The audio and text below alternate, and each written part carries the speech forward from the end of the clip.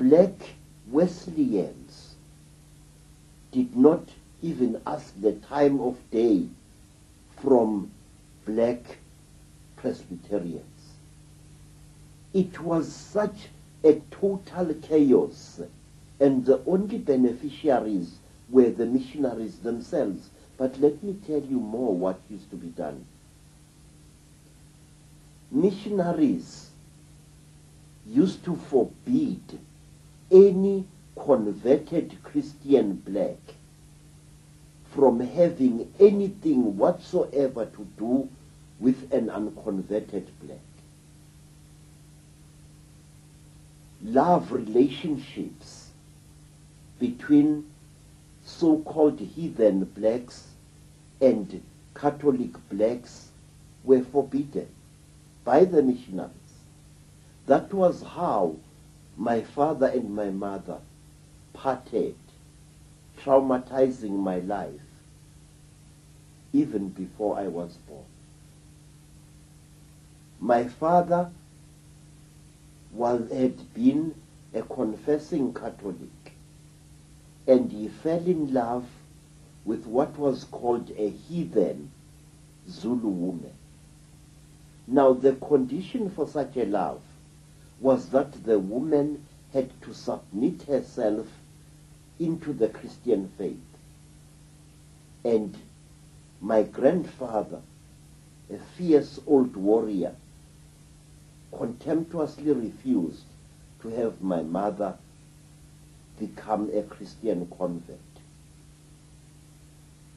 I used to kill white men at Isandlwa, and I am not going to allow a daughter of mine to follow the religion of spear food. And say, if in a mission station a church-going black paid court to a heathen black, the church-going black was brutally punished by the missionary, and he was punished in a way which to Africans was horrible. Inside the mission church, there were the pews, the benches on which the congregation sat. But next to the door, just as you entered the door of the church, there were special benches for those Christian blacks who had broken the law. And so, if it was found by the white missionary or the black missionary that a certain person had had anything to do with a heathen, that person was punished in a very terrible way. He or she was made to sit next to the door of the church inside, so that all who entered the church would look at this one and know that here is a lawbreaker who had broken the laws of Jesus Christ. Were you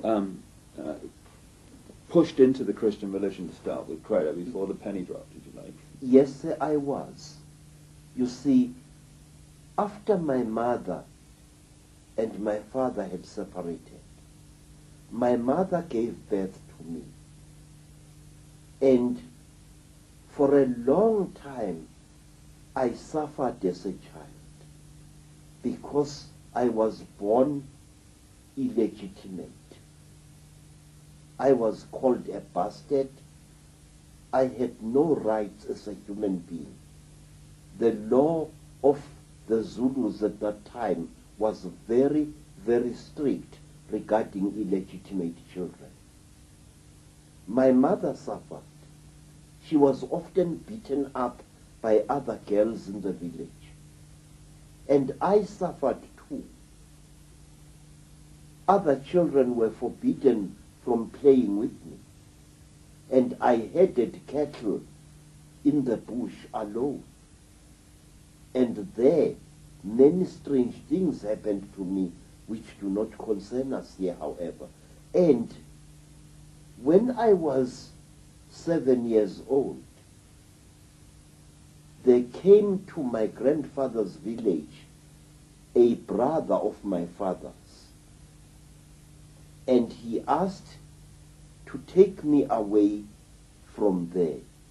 And my grandfather said, nothing could please me more than that this little bastard should be removed from my home. He is a disgrace to my family. And so I was taken by my father's brother to the south of Natal, where I was baptized as a Catholic, and the ridiculous name Credo was placed upon my head, a name I hate very much, even to this day. I grew up, say, as a Catholic, and we were all Catholics in our home, as most people in Natal are. And then one day, after we had left Natal, my father left the Catholic Church and adopted one of the worst branches of the Christian religion that you can find. My father started following the teachings of an American woman called Mary Baker Eddy. She, who was the leader of the Christian Science Church. Under the laws of the Christian Science Church, you are not allowed to take medicine under any circumstances, no matter how seriously ill you are. And for years we suffered, my half-sisters and my half-brothers and I. We sickened and we were not allowed to take any medicament. We had suffered before under the Catholic Church, having to confess sins every weekend to a priest we could barely see. Sometimes it was so ridiculous that we often created sins against ourselves we had not committed in order to please the Catholic Father. And now we were suffering under the teachings of Mary Baker Eddy, teachings which I now see in my adult life as having been the very essence of the purest rubbish. Then, after a great sickness in 1937, I was taken, during that great sickness, I was taken back to Zululand by my father's brother, Anton.